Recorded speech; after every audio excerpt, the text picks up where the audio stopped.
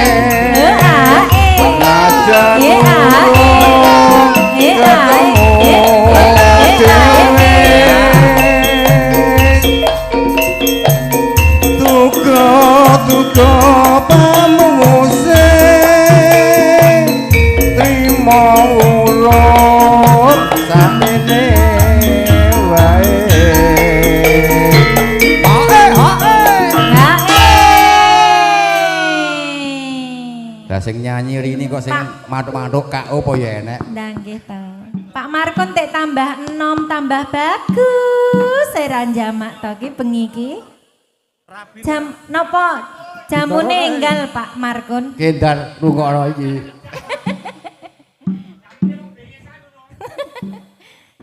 Bareng sampun pepanggian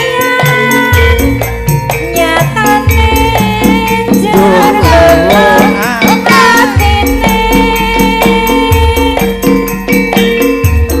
nganti wektu perpisahan batine jare tambah tresnane jane mudo laras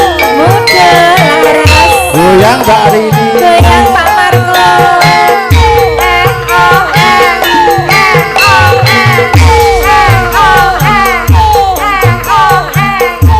Mas KO Mbak Rini monggo Mas Yanto kewajian sugeng ARS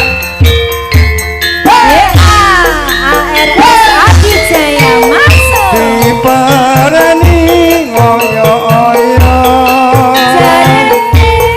jarene kok wis makat asik dienteni ngoyo-oyo jarene kok wis teko kono tunggal pacoco yen wong ora kebenaran anane mung tatan cuma Gunadi yen wong pinuju telinga singan anane saja mung suja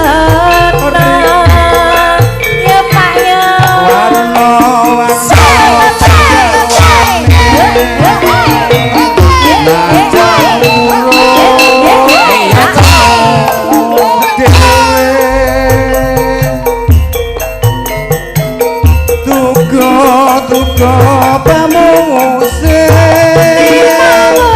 Rima urun sakmene wae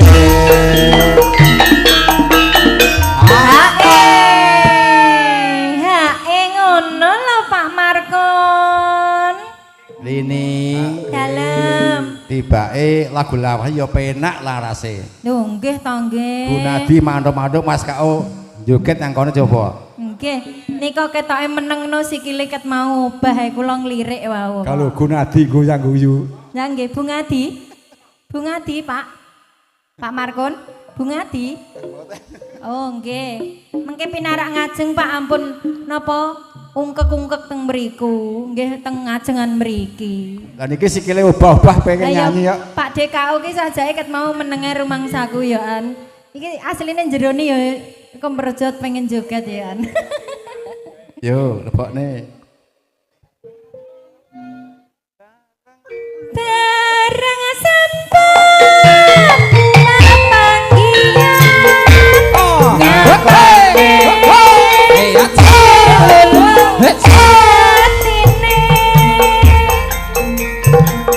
nganti wegah perpisahan batine jer tambah tresnane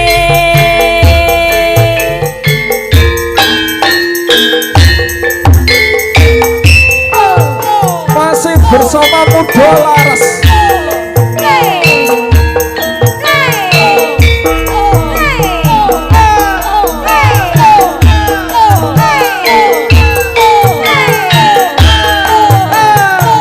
Mas Nadi. Monggo.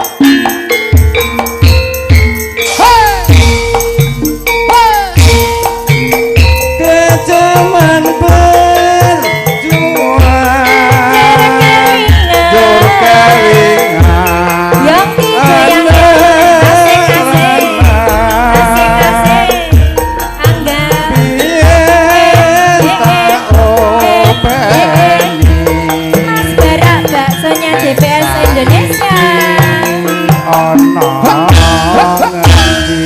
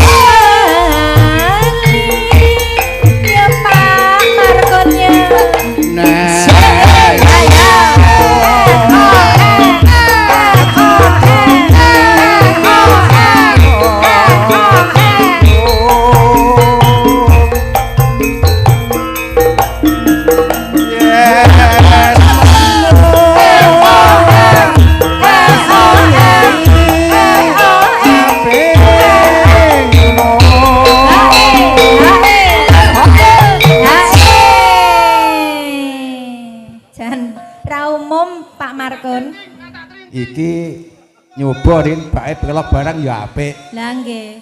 Niki baksone rong metu ae gayenge kaya ngene lho. Engko nek tahu baksone metu ndah kaya apa. Seger bisa gunung desa.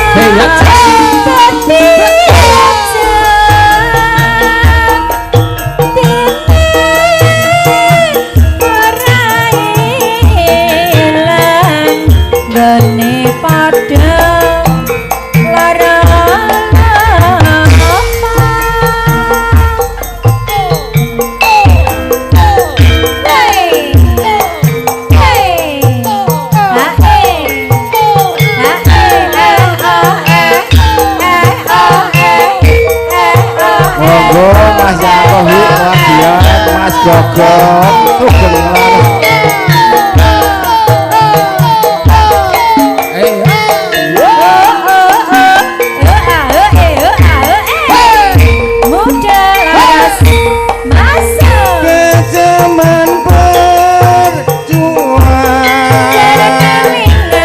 kelingan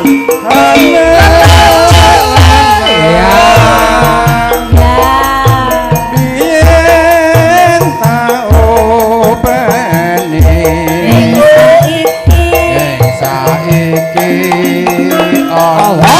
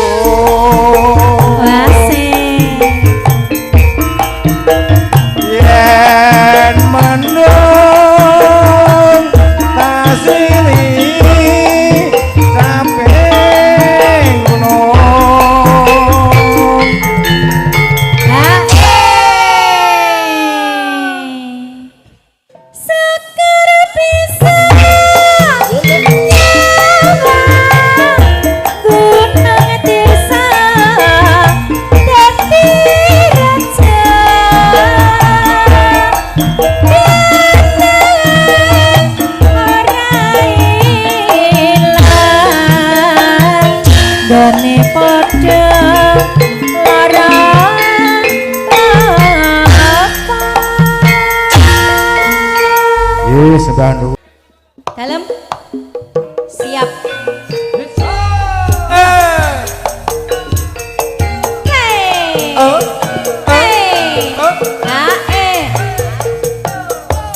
Oke Katur Pak Sukiman keluarga besar saking Randusari Blorong monggo katuran pinarang ajeng mriki mangke kasuwun nyanyi Masuk le esuk awan neng omah ati ra krasan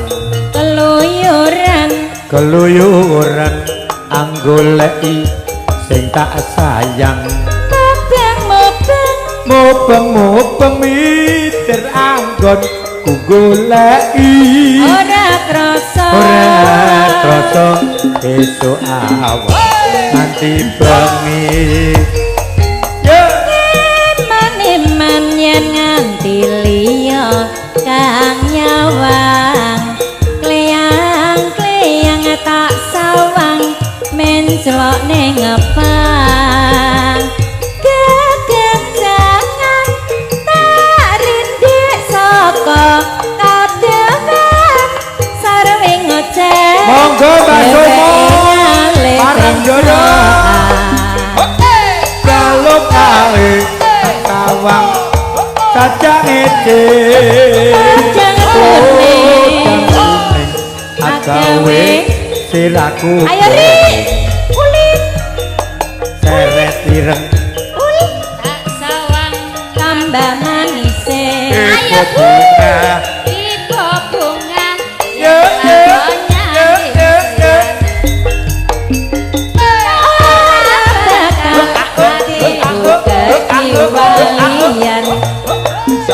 yen si podang andutut ati kepranan ora mandang ainiku sansaya netra tak srenani sunepi kapuluting bendo monggo keluarga besar untuk pondok Mas Minggir oke Pak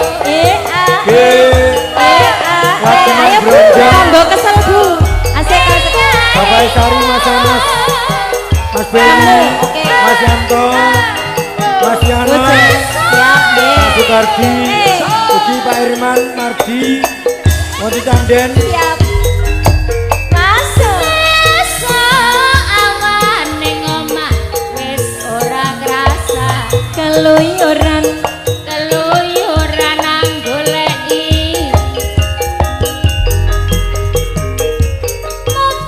mubeng mikir anggonku goleki ora krasa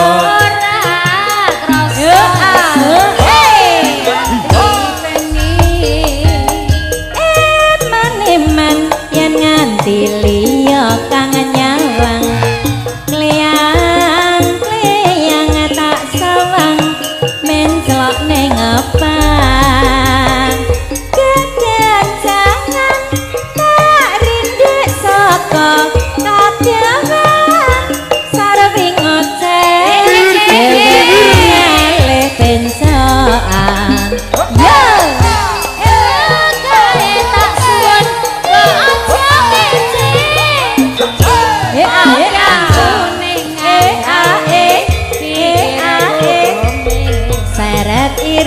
seret ireng tak sawang tambah manis bunga yen kelakon nyanding sliran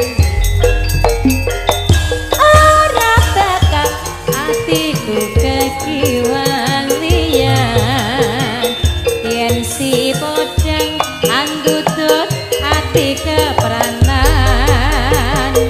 ora mendung hatiku sansaya natra kasranan ison pikat ulute bendo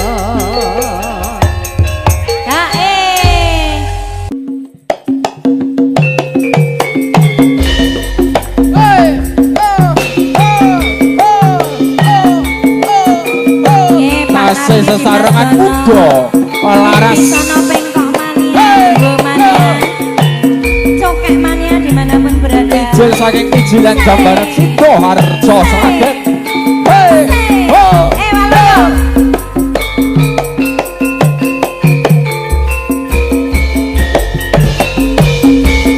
Siang pantoro ratri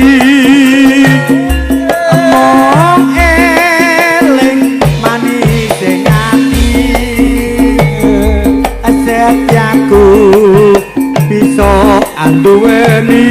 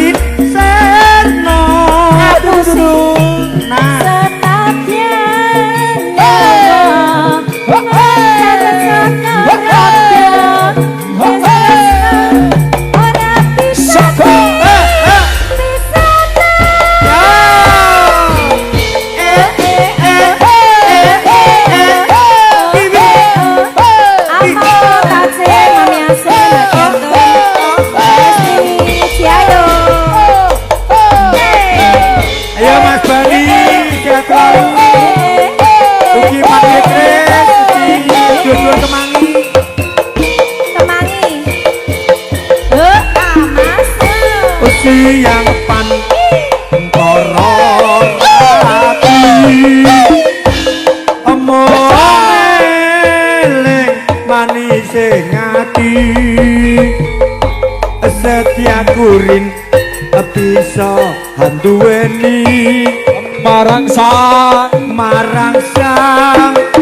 ya bisa ya rasa yo Mas Lanjar Gertono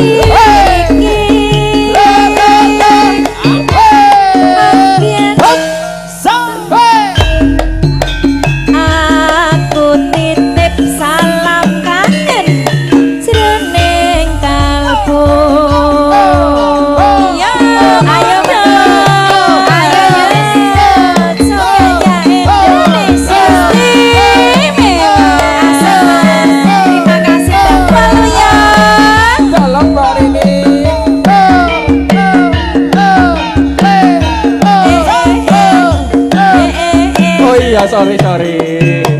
Dah rasido beb. Masa sabenku nyawang fotomu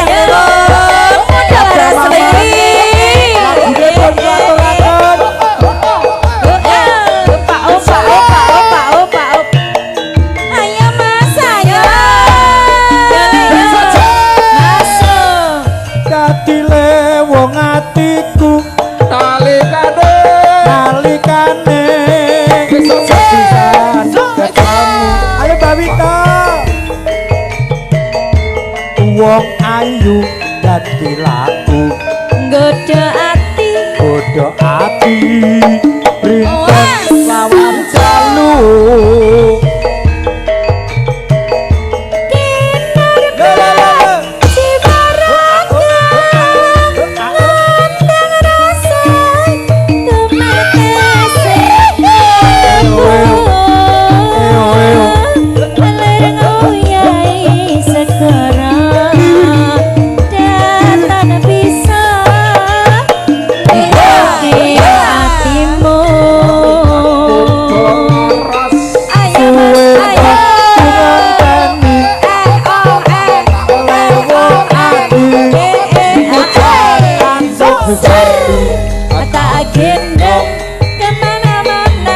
dadi ati sawiti najan aku tak lakoni yo kita salamke Mas Tokek ya semoga sehat selalu ya Mas Tokek sehat selalu ya ya berkah selalu ya Lek ya ya Bos Pak Ahmad monggo selamat hadir. Ya ini saya Budi, Pak Ahmad. Bos Pak Omat. Bos bakso. Iya. Bakso. Ya. Sak piro cah? Sabda ditariakan mering siraman dan dia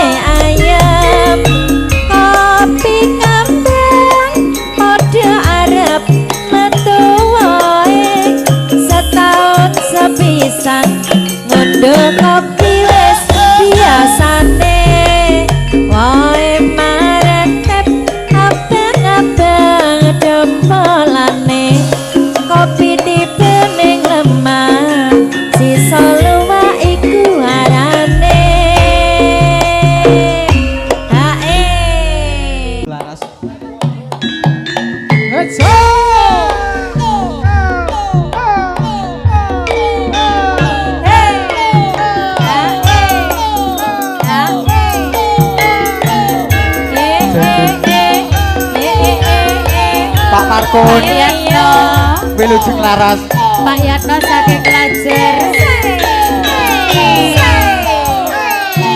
Laron Joke Bejen mania ya masuk Kumeleren wajib dalu hatiku kelingan sliramu rasa sumelangkang samar menawane weninggalkan aku monggo barine sangat beda elok tapi guna kandes luwes salah bawane nanti bisa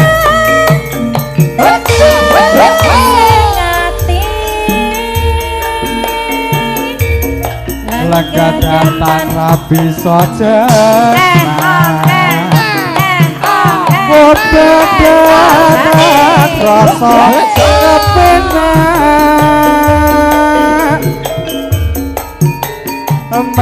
makono salah gandeng jalmo kepapan loro asmoro hae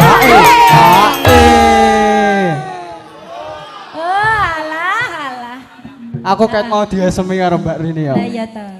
Calon penerus iki ya. Mas Wahyu. VT-ne sampean anu Mas, medal VIP gene kula terus. Sida. Sido. Sida. Sopo kuwi, Kang? Lina Lisaya Abdullah Rina saya tambah tarosa kakandreng terus galamun iku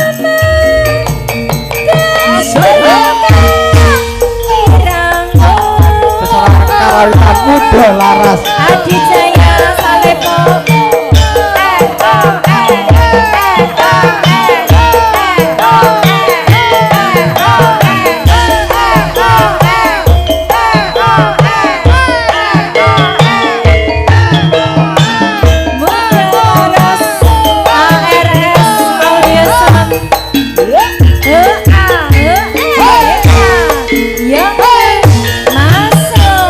Kumaleren wajib dalu hatiku kelingan sliramu rasa sumelangkang samar menawane kowe ninggalkan aku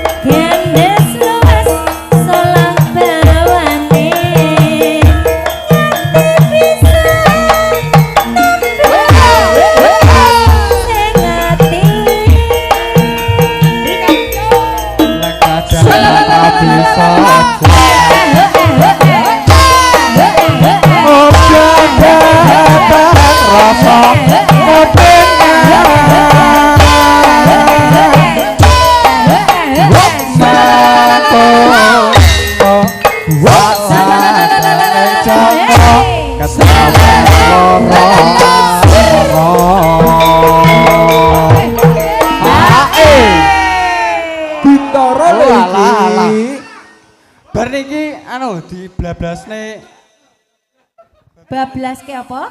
Yang ki lali. Nglam-lami kali Mbak Dewi. Nglam-lami, oke. Bar iki bablas ke nglam-lami. Lina Lisaya kabulu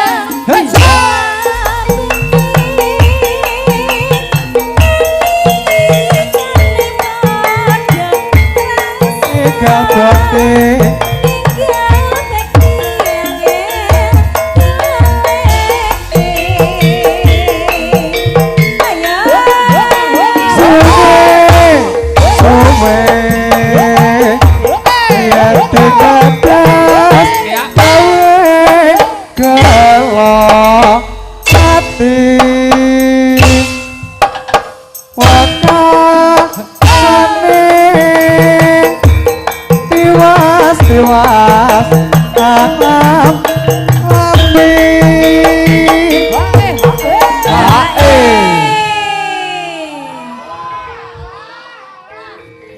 Iki kok nek mlebu TikTok Mas Wahyu suatu kebanggaan.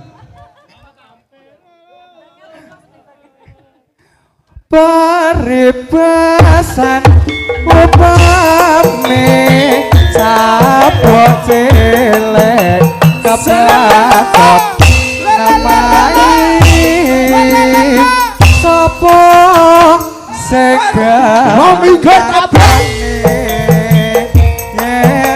tarik akeh pengen video Mas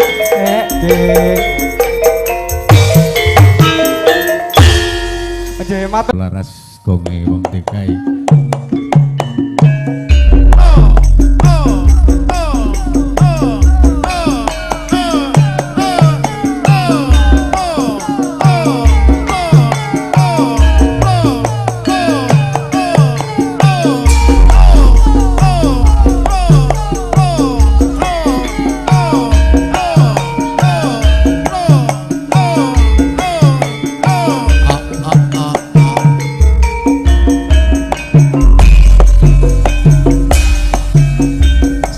gede pangapuramu nimas pepujanku jejantung hatiku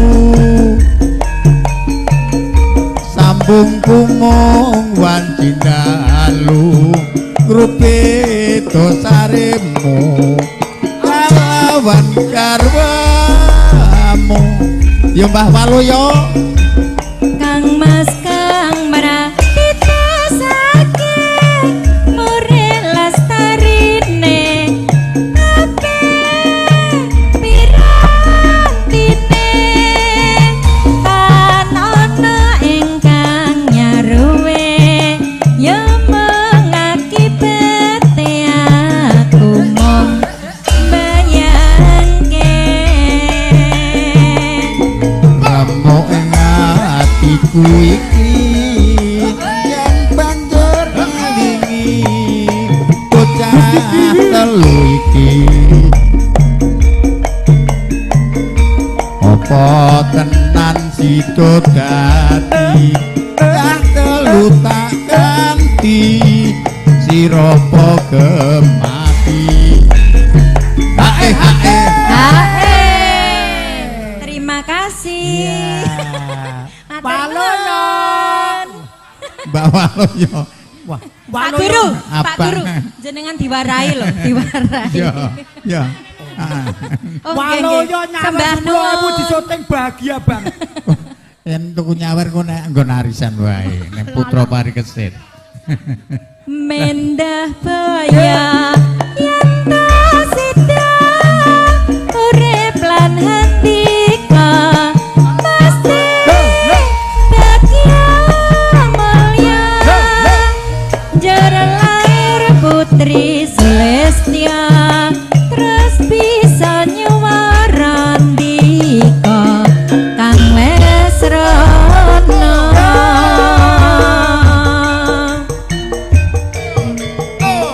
Atur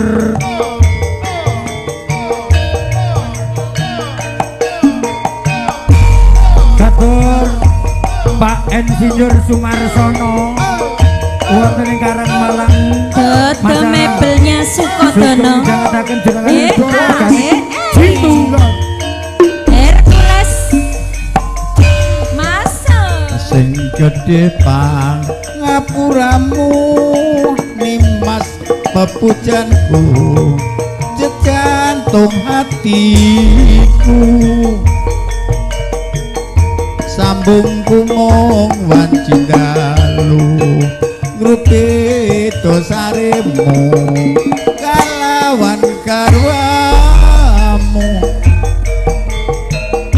Kang Mas Kang Brakita saking mere lestarine ape pirantine tan ana ingkang nyaruwe ya mung akibate aku mung bayar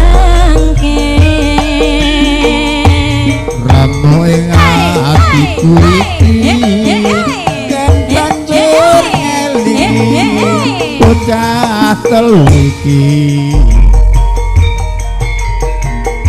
apa tenan sido dadi kang telu tak ganti sira gemati hae mendah baya yen ta sida urip lan handika mesti bagya mulia jaran lair putri Sulesya terus bisa nyuwara dika kang srana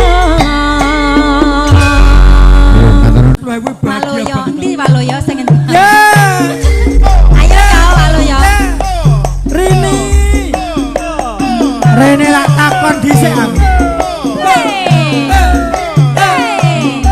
kiwir muda laras bersama Uji Baru ARS dalam Mas Bayan Bareng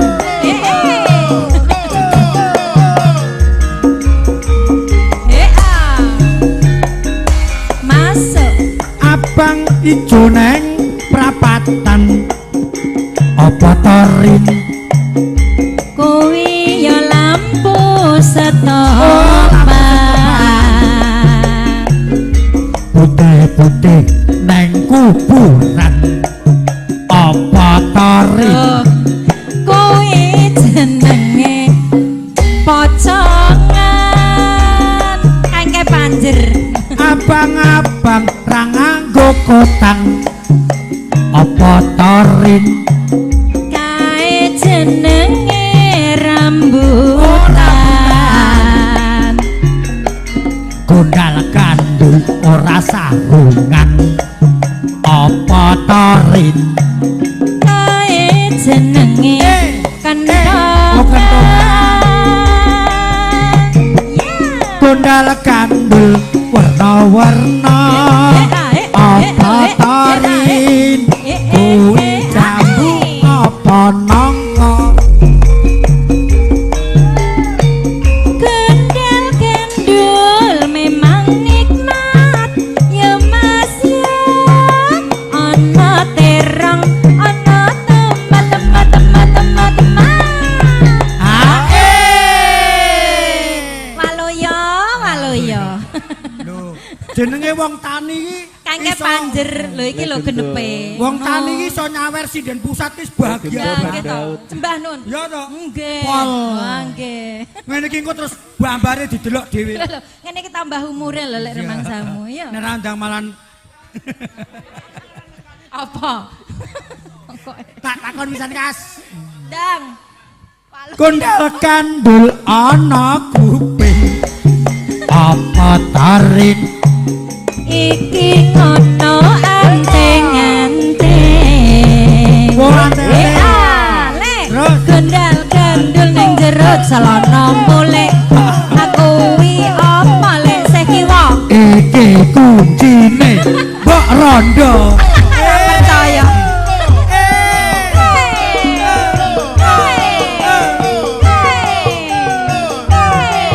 lho iki lho kuncine mbok rondo mau ra ge iki cilik iya mau gedhi ya di apa ora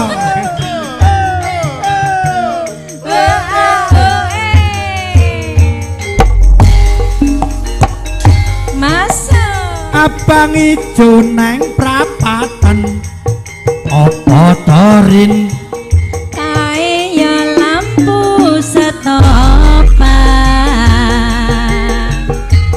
putih-putih neng kuburan apa torin kae jenenge pocongan abang-abang ra nganggo kotang apa torin kae ngono ya rambutan rambutan gondal gandul ora kakotan apa tari kae jenenge kentongan kandul warna-warna apa tarin kuku jambu apa waloyo loyo kae lho gondel gandul memang nikmat ya mas ya ana terong ana tomat Ini di syuting awor sinden pusat ben bahagia. iki Pak Waloyo Lah ya apa? Waloyo sing Oh Waloyo ku ya iki. Oh Waloyo sing niki Lah iki mbiyen kancaku tugu manuk ning kulon kuburan ngono. ora Iki- mungkat ben panas kupinge Sawah cedak kuburan kancane slamet kae. Nggih, Biyen nek udut mboten bakone napa-napa. mbuke. Waduh Ya, takon pisan Kas. apa Gondal kandul ana kuping. apa tadi iki ngono anteng-anteng hei gondal gandul neng celana mulek pindah Oh, sisih gitu. sisih tengen kuwi apa lek pindah iki kuncine mbok rondo kunci kok iso pindah